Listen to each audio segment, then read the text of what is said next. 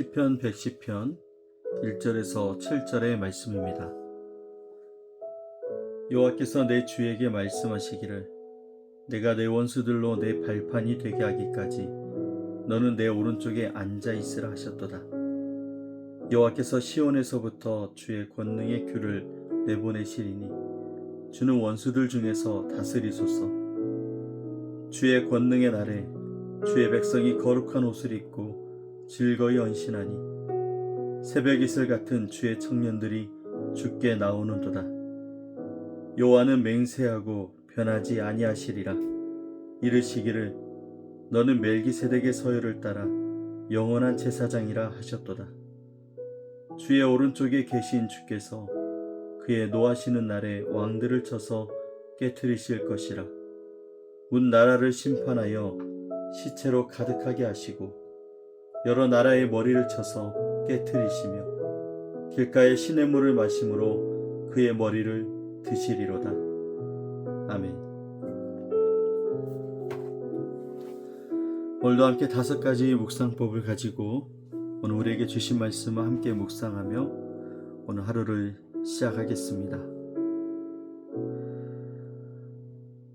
시편 110편은 다윗의 노래입니다. 하나님을 향하여 눈을 들고 있는 오늘 다윗의 모습을 볼 수가 있습니다. 그가 향한 시선의 끝에는 장차 오실 메시아가 있었습니다. 당시 이스라엘은 끊임없는 전쟁과 주변 나라들의 위협 속에 있었습니다. 그 현실만 바라보면 불안할 수밖에 없는 시대였습니다. 그런데 하나님께서 다윗에게 현실보다 먼저 보여주시는 것이 있었습니다. 여호와께서 내 주에게 말씀하시기를 내 오른편에 앉아 있으라. 아직 모든 원수가 사라진 것도 아니고 싸움도 끝나지 않았지만 하나님은 이미 메시아를 왕의 자리에 앉히셨습니다. 이것이 바로 믿음의 시선입니다. 현실보다 하나님의 약속을 먼저 바라보는 것. 여러분, 우리의 삶도 마찬가지로 해결되지 않은 문제는 여전히 있지만 그보다 먼저 기억해야 할 사실이 있습니다. 우리의 삶은 지금도 왕 대신 주님의 통치 아래 있다는 것입니다. 어제도 오늘도 그리고 앞으로도 영원하신 그 왕 대신 주님의 통치가 오늘 우리와 함께하고 있습니다. 먼저 오늘 본문에 나타난 하나님은 어떤 분이실까요? 하나님은 지금도 모든 것을 다스리시는 왕이십니다. 다윗은 메시아를 내 주라고 불렀습니다. 왕인 다윗보다 더 높으신 분이 계시다는 믿음의 고백이었습니다. 하나님은 그 메시아를 자신의 오른편에 앉히시고 모든 권세를 맡겨주셨습니다. 세상은 여전히 혼란스럽지만 하나님의 통치는 한순간도 흔들리지 않았습니다.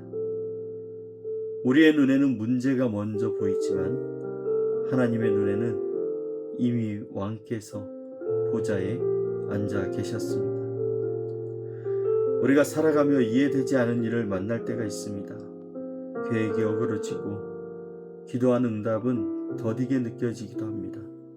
그러나 믿음은 모든 상황이 정리된 뒤에 하나님을 찾는 것이 아니라 모든 상황 가운데서도 하나님께서 여전히 다스리시는 통치하시는 하나님이심을 신뢰하는 것입니다. 지나온 시간을 돌아보면 우리의 삶도 그 통치 안에 있었습니다. 때로는 알지 못했지만 하나님은 한 걸음 앞서서 우리를 이끌고 계셨습니다. 그래서 오늘 우리는 현실보다 하나님의 통치를 먼저 바라보며 감사할 수 있는 것입니다. 오늘 하나님은 우리에게 무엇을 지시하고 계십니까?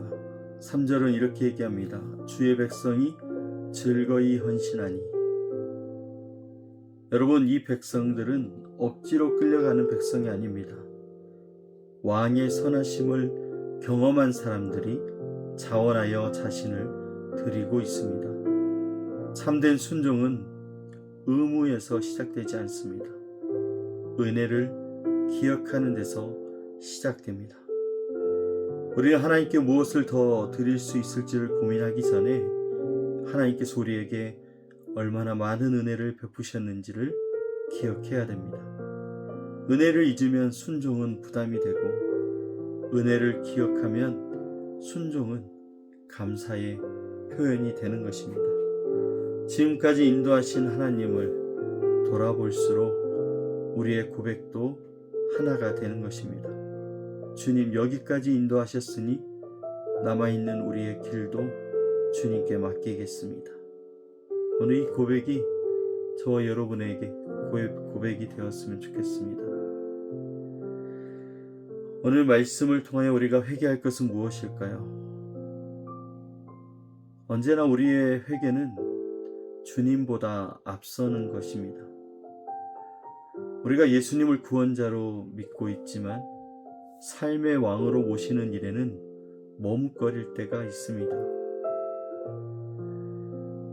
많은 생각들, 많은 여러 현실과 문제들, 이 모든 것들이 하나님의 뜻은 이 다음으로 둘 수밖에 없는 현실의 문제가 되기도 합니다.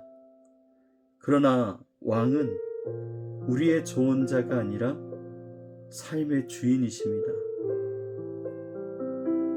여러분, 우리가 지난날의 시간들을 돌아보면 우리의 염려가 대부분은 하나님께서 우리의 삶에 일하시지 않으셔서가 아니라 하나님보다 내 생각을 더 신뢰했기 때문에 일어났다라는 것입니다.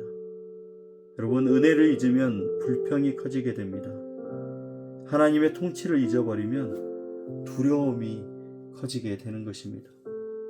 오늘 하나님은 우리의 시선을 다시 돌리고 있습니다. 환경을 붙드는 것이 아니라 하나님을 붙드는 것, 더 크신 내 주님을 붙드는 것. 오늘 그분의 음성 앞에서 우리의 교만과 염려를 내려놓는 시간이 되기를 원합니다. 오늘 말씀을 통해서 우리에게 주시는 약속은 무엇일까요? 오늘 예수님은 영원한 대제사장으로 우리를 붙드신다고 말씀합니다. 4절의 말씀을 보니 너는 멜기세덱의 서열을 따라서 영원한 제사장이 된다고 얘기를 하고 있습니다. 왕은 다스리고 제사장은 하나님과 백성의 사이를 이어주는 그 사명을 가지고 있었습니다. 그런데 장차 오실 메시아이신 바로 예수님은 이 두 사명을 완전하게 이루셨습니다. 우리를 다스리시는 분이 우리를 위해 중보까지 하신다는 것입니다. 우리의 믿음은 강할 때도 있고 약할 때도 있습니다. 그러나 우리의 구원과 소망은 우리의 믿음의 크기에 따라 달려있지 않습니다. 오늘도 우리를 위해 중보하시는 예수님께 달려있습니다. 그래서 우리는 넘어져도 다시 일어날 수 있고 실패해도 다시 하나님께 나아갈 수 있습니다. 지금까지 우리를 붙드신 주님은 앞으로도 결코 우리를 놓지 않으십니다. 오늘 말씀을 가지고 우리는 어떻게 살아갈 수 있을까요? 왕 되신 주님을 바라보며 믿음으로 걸어가는 삶. 오늘 시편 110편은 마지막에 메시아의 완전한 승리를 선포하고 있습니다. 하나님의 역사는 반드시 하나님께서 이루실 결말을 향해서 나아갑니다. 그러므로 하나님의 백성은 지금 우리의 눈앞에 있는 현실보다 마지막 약속을 바라보고 살아가야 되는 것입니다. 여러분, 오늘 우리에게도 아직 끝나지 않은 기도 제목이 있습니다. 해결되지 않은 문제가 있습니다. 그러나 믿음은 모든 문제가 해결되고 난 뒤에 생기는 것이 아닙니다.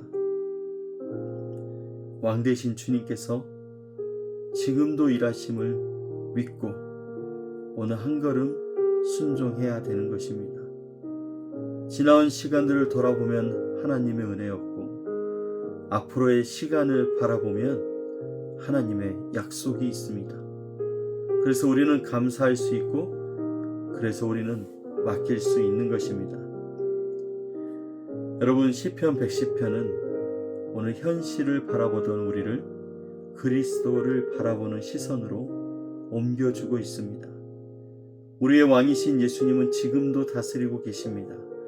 우리의 영원한 대제사장이신 예수님이 지금도 우리를 위해 쉬지 않고 중보하고 계십니다. 이 사실을 믿는 사람은 지난 시간을 돌아보면서 우연을 말하지 않습니다. 여기까지도 주님의 은혜였습니다 라고 고백하게 됩니다. 또한 아직 열리지 않는 내일을 보면서 두려움을 말하지 않습니다.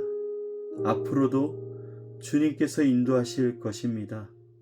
자연스럽게 그렇게 고백하는 것입니다. 이 고백은 이번 주 우리가 드리는 감사와도 자연스럽게 이어질 수 있습니다. 감사는 단지 받은 것을 세는 일이 아니라 우리를 여기까지 인도하신 왕 되신 하나님을 기억하는 믿음의 고백입니다. 그리고 참된 감사는 과거에서 끝나지 않습니다. 앞으로의 삶도 그 왕의 손에 맡기는 결단으로 이어지는 것입니다.